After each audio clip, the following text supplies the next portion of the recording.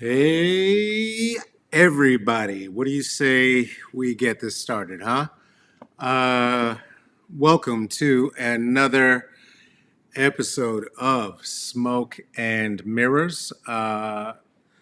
Today's episode is brought to you by nostalgia. Nostalgia, toxic for everybody, but really it's only made for white people. Let's be honest.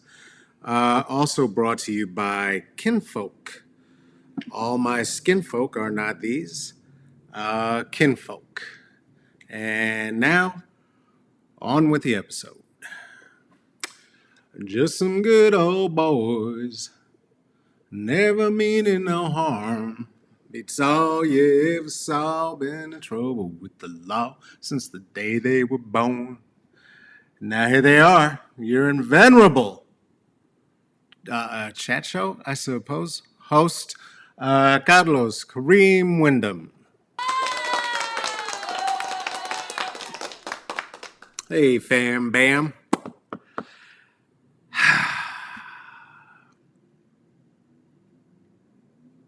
Right?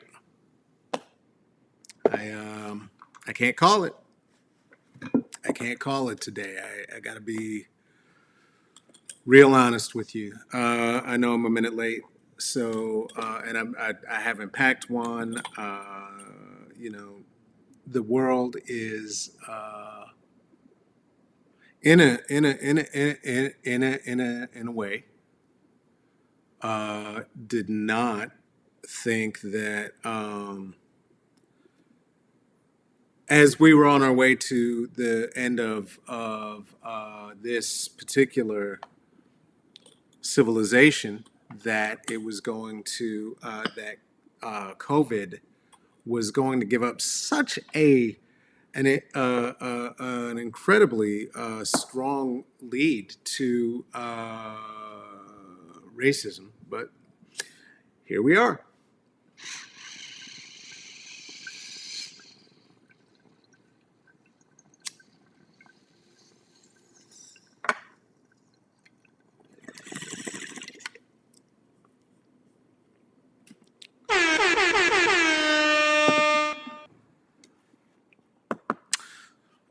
We're officially here. Hey, so many things to get into today, but let's start here with what's going to be more fun. Friday is going to be much more fun. When I'm sitting here, I'm going to be in conversation with the one and only, the Dirty Angel themselves, DJ Wild Child. It is going to be a good one. I suggest you have your ass here. Also, tomorrow, please be here while I'm speaking with Marta Latramin. She is running for city council in Boulder, running for the seat in Longmont, Colorado. And we're going to talk politics. We're going to talk young brown and black women in politics and folks down the ticket, and why we got to do what we got to do, because we got to do what we got to do, even if we don't feel like we want to do what we got to do. So let's get to it and do it. Don't do it. Do it. Hey, folk. Hey, thank you so much for being here. Shout out to everybody who is new. Welcome, folks who joined again since I was here last with Ryan Cole in an absolutely delicious conversation. Yum indeed, yum indeed. And talked about spirit, talked about God, talked about we talked about Dave Chappelle, and talked a little bit about 846 and the incredible absence of addressing the attacks on women, as well as the various attacks on women that he perpetrated in his special on Candace Owens and on all women, which was it was a It was a choice, but the conversation is a good one. And Ryan is quite the raconteur. So please check that out. It's available on YouTube or here in the Smoke and Mirrors page, if that's where you're looking at it. And do that at a different time. Do this now. Going to talk about some things today that have been on my mind around some things, in particular around nostalgia, around our ideas of the past, and how, as humans, we seem to have a very hard time of letting go of some of them. And I need to start by talking about maybe the most important thing of all, dinosaurs.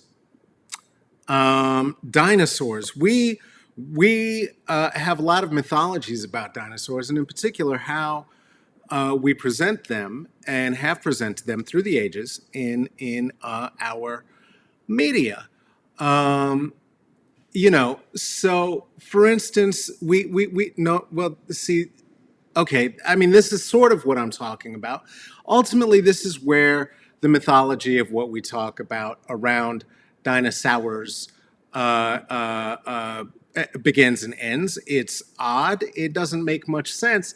And it doesn't make much sense in particular because there's no evidence the dinosaurs ever shot lasers out of their face hole, nor that there were moths the size of overgrown T Rexes that were shooting lasers out of their mouth holes. And this is not the only misrepresentations in pseudoscience about what dinosaurs look like. I mean, for instance, there's not an island of them anywhere. There's no park. And even the pratification of dinosaurs in what we know as we've moved from the park to the world is not true, because there was never before a time, and there will never be a time, in which humans will control the dinosaurs. It's not in the destiny. In particular, because we misunderstand what they look like so wildly, and we keep putting this idea out there. This is wrong. That's not it. That's not it. Science has shown us, and if you choose to believe science, you know that what we're really talking about is something a little bit more like this, right? That anymore, dinos look like turkeys. Dinos look like chickens. They might have sounded like that. Do you know, as they thundered through the plains, and we can't accept that because it's embarrassing to think of all of our preconceived notions of what dino life was like to have gone on for so long in Littlefoot's case. How long was Littlefoot the last of the dinosaurs? That seemed to go on a very long time, but so long that we didn't want to accept that dinosaurs essentially looked like turkeys and chickens, because it was uncomfortable, and that makes a lot of sense. It means that we have to reconceive a notion about our reality, and it is hard to do that, as we know now, living under COVID, that thinking about a reality of staying in, even when it starts to feel good, like continuing to take, I don't know, let's say a pill that might be meant to make you feel healthy if you'd been sick, just because you feel better, and deciding that you didn't want to take any more antibiotics. That sometimes the thing that you were, it can come back worse if you don't keep eating your medicine. And so when the dinosaurs do come back, because they are making them, I imagine it's not going to be good for us because we're going to be looking for giant lizards when these giant chickens that I'm sure, yeah, we will indubitably try to eat. Um, that they will start attacking us and they'll kill us all if we get through this situation that we're in now.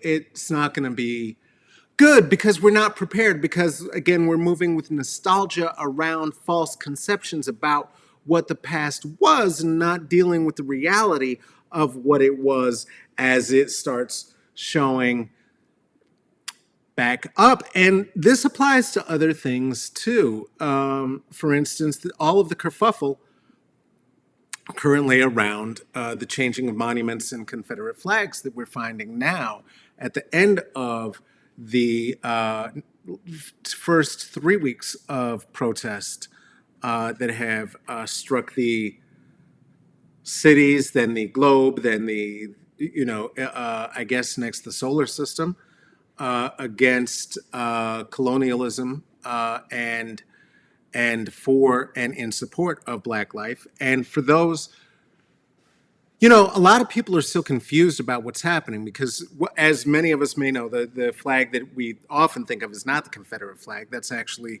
a different flag. But the flag that is flown for the racists to show them and us how racist they are, a very famous one that is considered the Confederate flag, basically was popularized in the 1950s and 1960s as a response to Reconstruction. And one of the ways that it was popularized, of course, was also in pop culture and television. For instance, one way would be to make a Looney Tunes character who just kept shouting on about how the South should have won the Civil War, and that would we could make that her catchphrase, like, "What you talking about, Willis? Uh, the South, the South never lost," said Granny on 1960s sitcom that I grew up with in reruns. I saw it go from black and white to color, so that was fun. That was fun. That was special. That was a thing only latchkey kids got to see, and the folks for whom the show was created. Of course, being of the generation I am, got to see my own version of the mainstreaming of this flag, this flag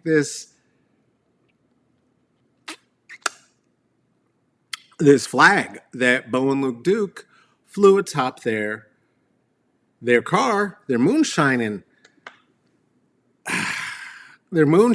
car, which they, of course, called the General Lee. Do we got a picture of General Lee we can bring up, please? There he is. Nope.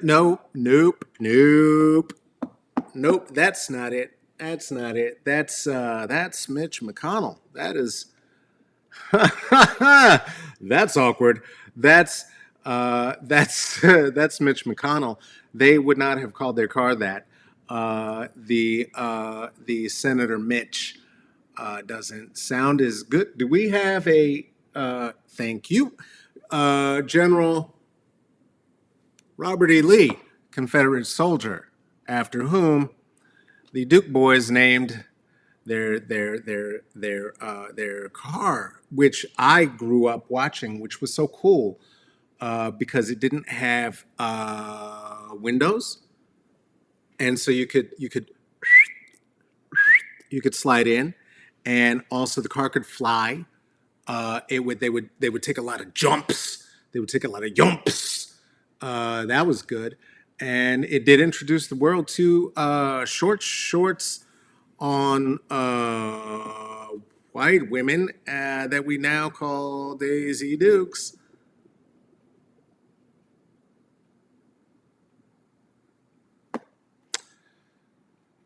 Okay. So anyway, that so it would be weird today, right, to have a television show where the good guys, the antagonists, were running around in a car called the Senator Mitch or the General Lee. That would be awkward. It had a horn.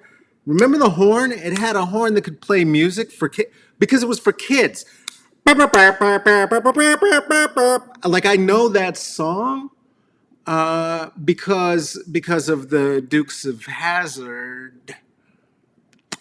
And okay, anyway, so this is a problem, and it begins to seep into culture this way, and then it just keeps going. Do you see what I'm saying? And so now you see people defending a flag that they're swearing is about this guy who it's not, because this guy was only winning the war he was winning for, and he wasn't. He was getting his ass kicked sideways. He was a good soldier. He was active for 3 years, the last 3 years of the Confederacy, which lasted all of 5 years, which is less time than puberty. So gross, gross.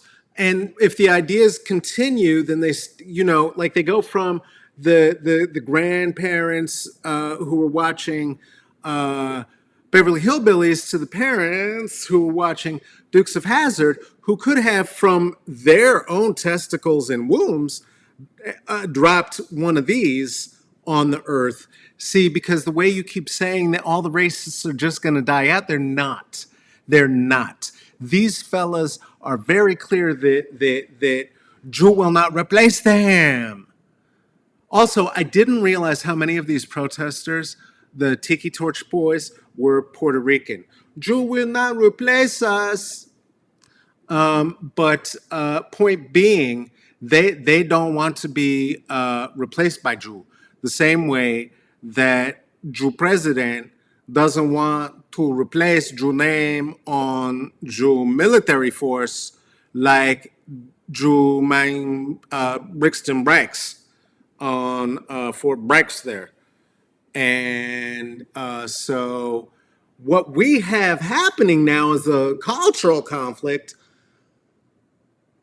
being brought on by nostalgia for an idea about a past that existed that didn't exist because, again, those weren't their flags and dinosaurs had feathers. So science might help us through this moment. It mightn't. It mightn't, because, again, people are very insistent on fighting for the preservation of what they believe to be their heritage, their storied military posts. Here's the thing: it's not storied and fabled. He said there are stories about it. It is not fabled.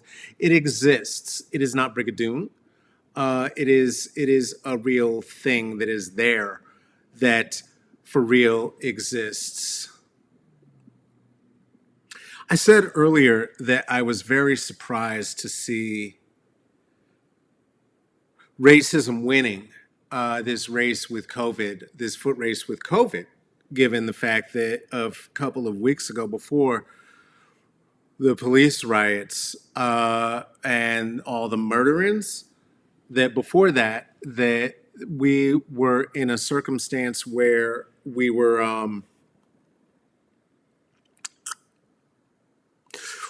all in this together, said the celebrities, right? Do you remember that? They kept saying we're all in this together. And it seems less of that. Well, this is not new. Again, let's not get too much gross nostalgia, because back in 1919, during the last pandemic, there were also street protests that were being put down by the police and the armed forces as black folk who were adversely affected by the pandemic at a much greater rate than white folk began to have a feeling about that. And in the July of that month, the hottest of the months, July 27, A group of teens went to one Saint Beach at Lake Michigan to take them a little swim and cool off, get it off of them. And that's when 17-year-old Eugene Williams, I believe, yes, Williams, drifted a wee bit too close to a white lady.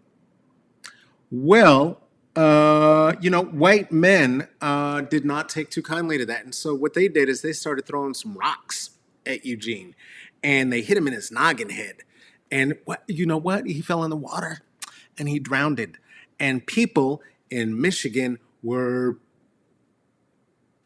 pissed, like right pissed, very upset. They began to march and protest. And oddly, the response of the police and National Guard was to show up more, even though what was happening was that the black people were saying they had been being having too much white people just acting white, violent toward them, and they didn't want it anymore. And it was bad. There was a man, I don't want to forget his name now. George Steuben was the man's name, who threw them rocks. And then, but what happened is a black cop from the town tried to arrest him. And guess what? White people said, no, no, no, no, Mr. Steuben, you're not doing that. And so then there ensued a clash and what became known as the race riots, Michigan race riots of 1919 in the Red Summer. In the Red Summer.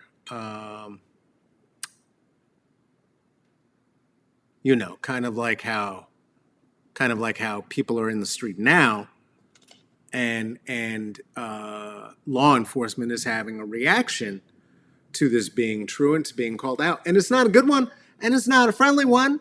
I don't like it. I don't like it. I'm hearing that a lot of law enforcement are showing up at the homes of organizers, and somehow magically, a lot of these organizers are ending up dead.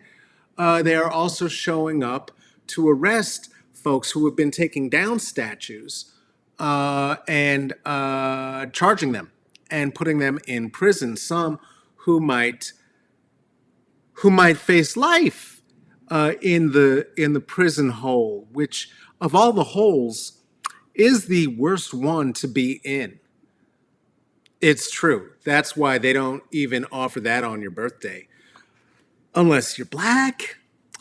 So the other thing about 1919 that was true is that there was a series of reactions to desecration of the flag, as it was described. Now, chief flag molester here is exacerbating the same kinds of issues for us today, both around the one that he treats the way he has admitted that he wishes he could treat his daughter, but also over the one that is not actually the Confederate flag, but is a Nazi flag. And it's not helping, because when you do that and when you're doing your fake nostalgia, then what's old becomes new again. In the summer of 1919 and between January and September in these United States, there were over 43 lynchings. Of these, 16 people were hanged or shot, 8 were burned at the stake, and there were 0 prosecutions.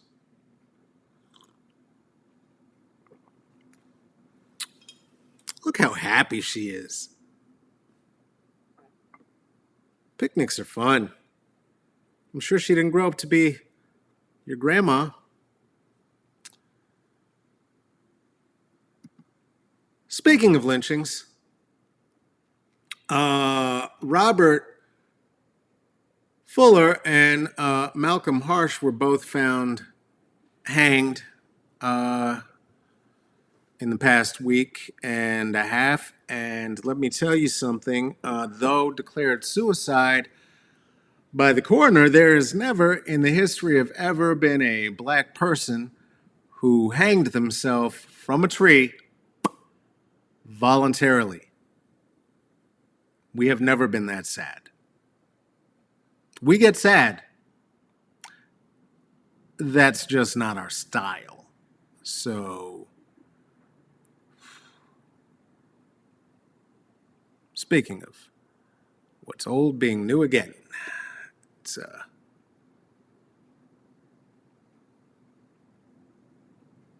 it's a good time. Um,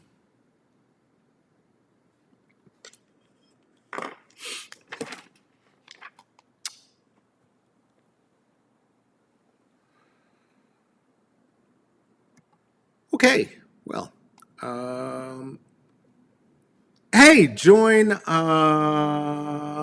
and some other revolutionary freedom fighters who are going to be doing their thing and having a really, really good time. This is going to be happening very soon. This is going to be happening because we count Oregon as excited to celebrate Juneteenth during our Black Like Me census celebration. Friday, June 19, 5:30 to 7:30 p.m. on the Pacific of the coasts, in resilience of the abolition of American slavery for Black Americans and our ongoing resilience and celebration and commemoration, I should say. I apologize. Uh, and the celebration of struggle and unity with Black people from across the diaspora. We will rejoice together and celebrate during this special online event. We are going to hear some words from my comrade Alicia Garza from Black Futures Lab, Representative Akasha Lawrence, and Oregon's Black leaders from NAACP, Urban League, SEI, and PALF. We will celebrate everything that we have endured and how far we have come. We're going to feature the sounds of DJ OG1, and we're going to be healed by the awe-inspiring voices of Liv Warfield, along with surprises and special guests. This event is going to be one of a kind, is not to be missed. Please spread the word. This is going to be happening for your Juneteenth. Hey, do you know what? If you wanted to, you could become a patron of this. And you can see there the names of the patrons who already did that. You could do that at Smoke and Mirrors Smoke and Mirrors CCB, Comedy, Culture, and Bullshit. I know what it stands for. You can join, and guess what? There's special treats there, and I'm not going to tell you what they are.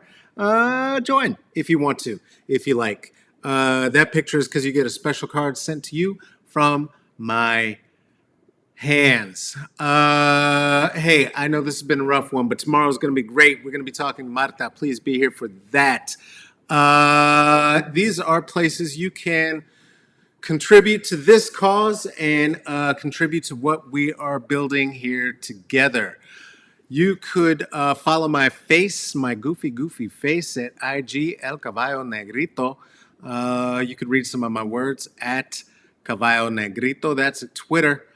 I've been asking this month for folks to donate. If you are going to donate to the Okra Project, they are located in Brooklyn.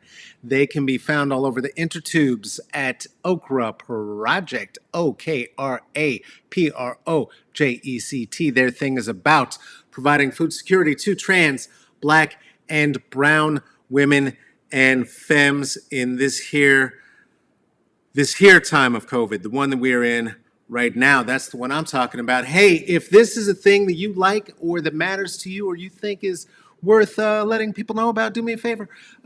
Spread it. Share it about. Pass it to your left. We call that passing the J. I will never bogart this. I will never keep it to myself. And if you are someone of means and you'd like, please Venmo me, Cash App me, or PayPal me. Right there are the ways to do it. Carlos-Wyndham, like the hotel. Nah, I mean like the jazz record. I meant the jazz album. God damn it. See, I always just trip over it and eat it right here. Like the jazz album. Not the... Anyway, listen. There's ways you can donate if you want to. It's been a lot.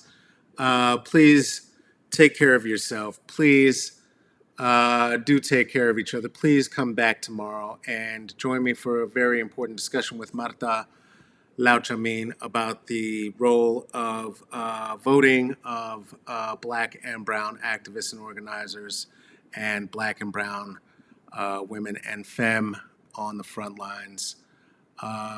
Take care of yourself, take care of each other, and wash your hands. I love you. A voice and sing till earth and heaven ring, ring with the harmonies of liberty. Let a rejoicing rise high as the listening skies. Let it resound loud as the rolling sea.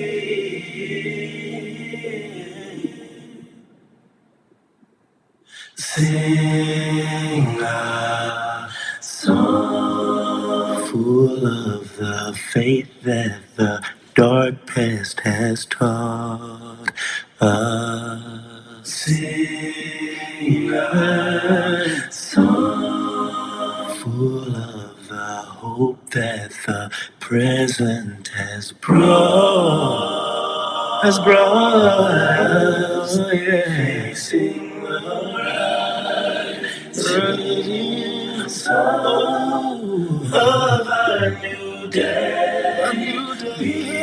begun. Let us march on, till victory, till victory is won.